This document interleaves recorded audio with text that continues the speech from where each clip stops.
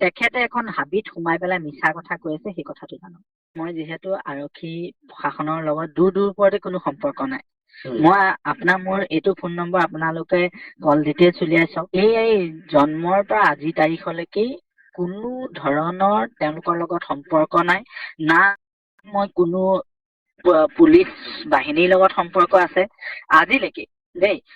মই মোৰ phone record কৰিলে মোৰ হেৰি চালে সকলোখিনি আপোনালোকে পাব যে অকল এজন পলৰীয়া, মই তেওঁক পলৰীয়া বুলি ক'ম, যিজন মানস বৰগোহাঁই, সি এজন পলৰীয়া ফাঁকিবাজ ল'ৰা এটাৰ কথাত বিশ্বাস কৰি মই গোটেইখিনি দেখোঁ। সিটো এটাও প্ৰুফ কৰিব পৰা নাই। সি যে বাৰে প্ৰতি কৈ আছে মই এছ আই, তাকতো অসমৰ মাননীয় মুখ্যমন্ত্ৰীৰ পৰা আৰম্ভ কৰি মাননীয় আৰক্ষীৰ প্ৰমুখ্যৰ পৰা আৰম্ভ কৰি সকলোৱেতো তেওঁ মিছা বুলিয়ে প্ৰমাণ কৰিছে। প্ৰথম কথাটো মই যেতিয়া ভিডিঅ'টো দেখিছোঁ, মই সঁচাকৈ মোৰ আচৰিত হৈছোঁ। মই জীৱনত মানস বৰগোহাঁই নামৰ ল'ৰাটো মই নাম প্ৰথমবাৰ শুনিছোঁ, তাকতো মই দেখাও নাই। মই প্ৰথমবাৰ যোৱাকালি যেতিয়া মোক কিছুমান বন্ধুৱে মোক ভিডিঅ'টো পঠালে, মই তেতিয়া প্ৰথমতে তাৰ নামটো শুনিছোঁ। আৰু যি কথা কৈছে যে SBৰ জোনেল হেড আৰু ৰৰ অফিচাৰ, এইবোৰ সম্পূৰ্ণ ভিত্তিহীন মিছা কথা। মই ইঞ্জিনিয়াৰিং পাছ কৰি মই বহুজাতিক কনচাল্টিং ফাৰ্মত চাকৰি কৰিছোঁ। আৰু বিশেষকৈ আমি বহুজাতিক আমাৰ যিটো চাকৰি, সেইটো আমি গভৰ্ণমেণ্টৰ বিভিন্ন ডিপাৰ্টমেণ্টৰ DPR বনোৱা, তেওঁলোকৰ প্ৰজেক্ট মনিটৰিং ইউনিটৰ আমি কাম কৰোঁ। আৰু তেওঁ যিটো সময়ৰ পিৰিয়ডৰ কথা কৈছে 2021 পৰা 23লৈকে, মই 2021 পৰা 23লৈ মই অসমত নাই। মই মোৰ কৰ্মৰ বাবে মেঘালয়, তাৰপিছত মই অন্ধ্ৰপ্ৰদেশৰ বিজয়বাড়াৰ যে কেপিটেল, তাত মই কাম কৰি, আৰু লাষ্ট 1 বছৰ মই মিজোৰামৰ আইজলৰ কেপিটেলত মিজোৰাম গভৰ্ণমেণ্টৰ কনচাল্টিঙত কাম কৰি আছিলোঁ। চ' এই কথাখিনি সম্পূৰ্ণৰূপে ভিত্তিহীন। আৰু মই এজন সাধাৰণ মানুহ, মই প্ৰফেশ্যনেল ইঞ্জিনিয়াৰিং পাছ কৰা, আৰু তাৰপিছত মই বহুজাতিক কোম্পানীৰ লগতে কনচাল্টিং। আৰু এই মনে সজা ভিত্তিহীন যিবোৰ কথা কৈছে, ইয়াৰ ফলত কি হৈছে, মোৰ পৰিয়ালৰ লগতে মোৰ জীৱনলৈ শংকা নমাই আনিছে।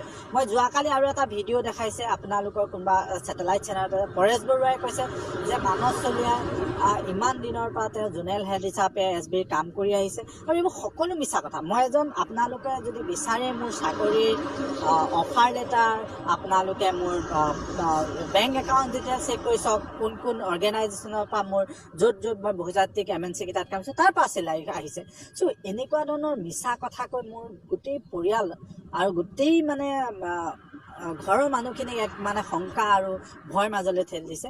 চ' মই সঁচাকৈ নিজে একদম মই আৰু এইটো কথা আপোনালোকক কৈ, যদি সেই মানস বৰগোহাঁই বুলি ল'ৰাজনৰ মোক জীৱনত কেতিয়াও একবাৰ লগ পাইছোঁ বুলি, বা এখন ফটো তেওঁলোকে মোক দেখাব পাৰে মই তেওঁলোকক লগ পাইছোঁ বুলি, মই সামাজিকভাৱে মই মৃত্যুবৰণ গ্ৰহণ কৰিম। মই তালৈকে মই ইমান টেনশ্যনত আহি গৈছোঁ। কিয় আপোনাৰ নামটো বেয়া কৰি দিছে? মই আচৰিত পাইছোঁ সেইটো কথাৰ কাৰণে। প্ৰথম কথাটো, সেই কথাটো মোৰ মই যেতিয়া কালিলৈকে যেতিয়া মানস চলিহা কৈ আছিলে, মই তেতিয়ালৈকে মই নহয় বুলি, কাৰণ আমাৰ গোলাঘাটতে যদি চাই 5ৰ পৰা 6জন মানস চলিহা আছে আমাৰ পৰিয়াল।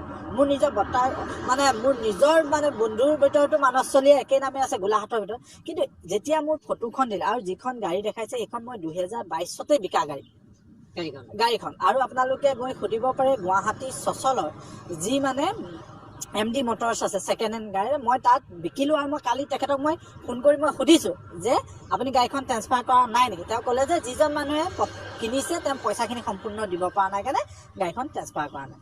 চ' এতিয়া চাওক, মই যিহেতু সেই বিষয়ে কোনো কাৰণে জড়িত নহয়, আৰু আপুনি নিজেও আমাৰ ঘৰলৈ গৈ দেখিছে, দাদাহেঁত বাহেঁত কিমান টেনশ্যনত আছে, আৰু আপোনালোকে মোৰ ঘৰো দেখিছে, আৰু তেওঁলোকে মোৰ ঘৰৰ মোৰ জীৱনটোলৈ শংকা নমাই আহিছে আচলতে সঁচা কথা ক'বলৈ গ'লে।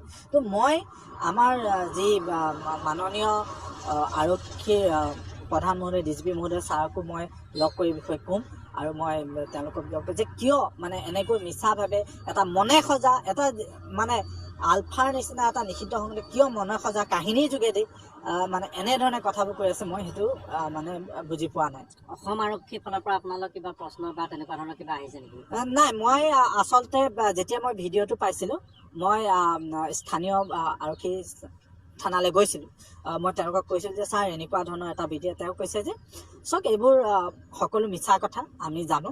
চ' আপুনি কোনো ধৰণৰ মানে চিন্তা কৰিব নালাগে আৰু আমি কিবা যদি আপুনি আপোনাকে আমি প্ৰথম যোগাযোগ কৰিলোহেঁতেন চ' এইবোৰ সকলো মিছা কথা বুলি তেওঁলোকেও কৈছে চ' মই সেইবাৰে কৈছে যে এইবোৰ একো মিছা কথা আৰু তেওঁলোকে এইবোৰ মনে সজা ফেক ভিডিঅ' এইবোৰত আপুনি চিন্তাকিত নহ'ব আৰু মানে স্থানীয় OC ছাৰজনে তেখেতৰ নম্বৰটো দি পঠাইছে যদি আপুনি কিবা মানে হেৰি হয় মানে আমাক যোগাযোগ কৰিব পাৰে। বৰ্তমান কি কৰি আছে আপুনি? মই বৰ্তমান মিজোৰাম গভৰ্ণমেণ্টৰ যিটো মানে চাকৰি আছিলে সেইটো ৰিজাইন কৰি পেলাই আহি নৱেম্বৰত মই এতিয়া নতুনকৈ অলপ ব্যৱসায় বাণিজ্য কৰিব বিচাৰোঁ। যি কনচাল্টিং আছিলে মিজোৰাম গভৰ্ণমেণ্টৰ লগত সেয়া শেষ হৈ তো এতিয়া মই অলপ মানে নিজাববীয়াকৈ কিবা ব্যৱসায় বাণিজ্য কৰিম বুলি ভাবি আছোঁ। আপুনি কিমান চনত ইঞ্জিনিয়াৰিং পাছ কৰিছে? মই 2012 চনত পাছ কৰা ইঞ্জিনিয়াৰিং। তাৰপাছত আপুনি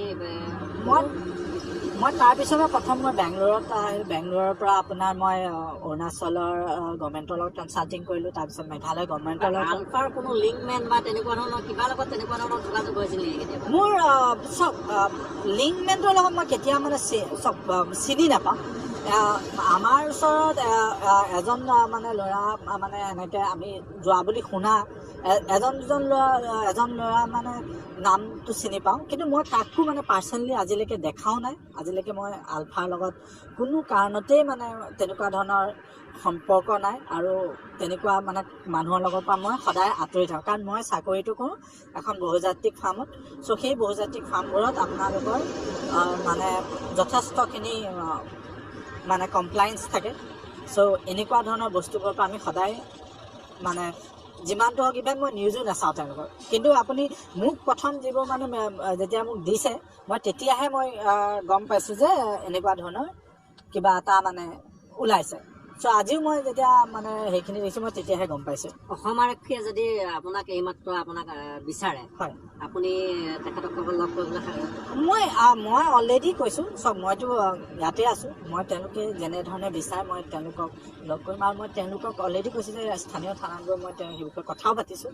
ত' তেতিয়াও তেওঁলোকে কৈছে যে এইটো কোনো চিন্তাৰ কাৰণ নহয়, এইবোৰ ফেক ভিডিঅ'